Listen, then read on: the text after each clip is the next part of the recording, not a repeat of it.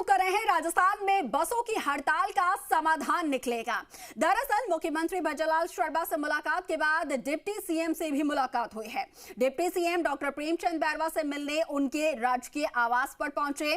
बस संचालकों का प्रतिनिधि मंडल जो है वो वार्ता कर रहा है और बस संचालकों की हड़ताल समाप्त करने के संबंध में चर्चा यहां पर प्रस्तावित है।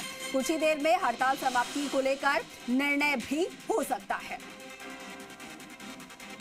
ये काफी दिनों से जो बस संचालक हैं, निजी बस संचालक, वो लगातार हड़ताल कर रहे हैं। विभाग की तरफ से जो खामियों को लेकर उन पर जुर्माना लगाया जा रहा है, उनके खिलाफ जो एक्शन लिया जा रहा है, उनको लेकर उन्होंने समय मांगा है।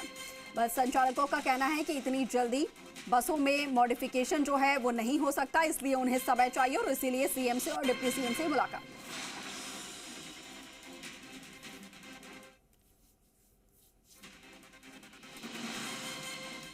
राजस्थान में बसों की हड़ताल का समाधान निकलने जा रहा है। Deputy CM doctor Premchand Bairwa के साथ बस संचालकों ने वार्ता की है। डिप्टी सीएम साहब, किस तरह से उनकी मांगे हैं, क्या समाधान निकालने जा रहे हैं? जिस तरह से हादसे हो रहे हैं और ये स्लीपर कोचों ऐसी बसों में जिस तरह के हादसे हो रहे हैं, जिसमें बॉडी को मॉडिफाई करा के और जिस तरह से एग्जिस्ट गेट नहीं है, जिन गाड़ियों में जो फायर सिस्टम वाले सिलेंडर नहीं है, इस तरह की गाड़ियों को जो 32 की है और उनको ज़्यादा सीटर बढ़ा रखी है, ऐसी गाड़ियों पे हम कार्रवाई कर रहे हैं। मैं सभी से ये आग्रह कर रहा हूँ कि किसी भी व्यक्ति की जान जाती है तो वो हमारे लिए हानि है, इसलिए हम सबकी सुरक्षा को देखते हुए यात्री को अच्छी सुरक्षित सुविधा दें। इसके लिए ये गाड़ियों पे हम रोक के उन पे कार्रवाई कर रहे हैं। अभी मुझे बस ऑपरेटर भी अभी मिले हैं और उनका भी कहना है कुछ बोडियां जिनकी लंबी है उनके लिए समय मांग रहे हैं, लेकिन ऐसी गाड़ियां हम नहीं चलने देंगे। हम टैक्स में उसमें रियायत ज़रूर उसमें समय दे सकते हैं। बाकी हम ऐसी गाड़ियां जिनमें कैजुअलिटी होने की पूरी संभावनाएं हैं, जिनमें एग्जिस्ट गेट नहीं है, जिसमें फायर सिस्टम नहीं है, जिन गाड़ियों को हम उन पे कार्रवाई कर रहे हैं और इसमें कहीं किसी प्रकार का समझौता नहीं करेंगे। लेकिन थोड़ा बस संचालकों का कहना था कि उनके जो चालान है वो मनमानी से किए जा रहे हैं, 1 से 1.5 लाख रुपए के चालान हो। मैंने अभी इनसे भी पूछा है ऐसी कौन सी गाड़ी है जिसके मनमाने चालान किए गए हैं। हम उन्हीं गाड़ियों पे चालान कर रहे हैं जो गाड़ियां नॉर्म्स पूरा नहीं कर रही।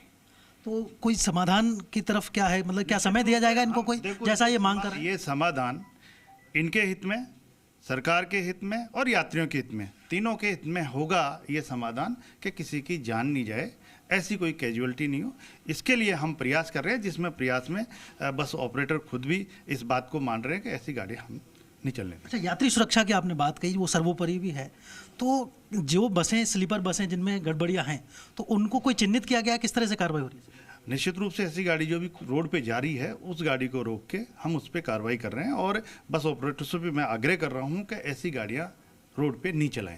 लेकिन कई बार स्थिति ऐसी होती है कि आरटीओ उड़नदस्ता बीच रास्ते में रोक देता है, यात्रियों को उतारा जाता है, वो दिक्कतें होती हैं, उनका क्या समाधान? यात्रियों को उतारा जाए और उनको अगर एक दिन की अव्यवस्था हो, ऐसी भी नहीं होने दे रहे, हम उनके लिए व्यवस्था कर रहे हैं, लेकिन वो फिर भी हम झेल लेंगे, यात्री उसको सहन कर सकता है। लेकिन अगर यात्री जाते हुए बस में अगर कोई कैजुअलिटी हो गई तो उसकी ज़िंदगी चले जाएगा, परिवार चले जाएगा और हमारे बस ऑपरेटरों पे कार्रवाई होगी। जितनी वो कमाई नहीं करेगा उससे ज़्यादा उसको भी हानि होगी और सरकार की भी लापरवाही इसमें मानी जाएगी, इसलिए हम ऐसा नहीं करने देंगे। डिप्टी सीएम साहब, मातोड़ा में कल एक हादसा हुआ, दुखद हादसा था। परिवारजनों के लिए राज्य सरकार आर्थिक सहायता भी दे रही है।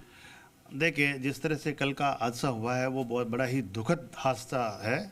इस हादसे के लिए हम सब भगवान जो कैजुअलिटी में मारे गए उनके लिए भगवान उनको सही स्थान दे और सरकार उनके लिए पूरी जितना सहयोग है, हमारे मुख्यमंत्री जी ने पूरे अधिकारियों को और हम सब उनके संपर्क में थे और जो घायल थे उन घायलों का इलाज सुव्यवस्थित तरीके से करवाया जा रहा है और जो भी सहयोग है सरकार का, निश्चित रूप से मुख्यमंत्री जी इस पर गहनता से चिंतन करके और देंगे। एक सवाल खड़ा होता है, सड़क सुरक्षा विभाग आपके पास है, हादसे लगातार बढ़ रहे हैं, तो कोई रोकथाम के लिए कोई ऐसी कोई ठोस रणनीति बननी चाहिए? इस तरह से जो कल की घटना हुई है, वो गाड़ी खड़ी थी, ट्रेलर खड़ा था, वो क्यों खड़ा था वो जांच का विषय है। उसमें कोई तकनीकी कोई खराबी थी या किस तरह से वो खड़ा है वो जांच का विषय है। लेकिन हाईवे पे इस तरह की गाड़ियाँ खड़ी रहना और हम एक अभियान चला के उनको भी वहाँ नहीं रुकने देंगे और NHAI को भी हम लिखेंगे कि आप इस तरह की ये सुरक्षा इसमें चूक नहीं होनी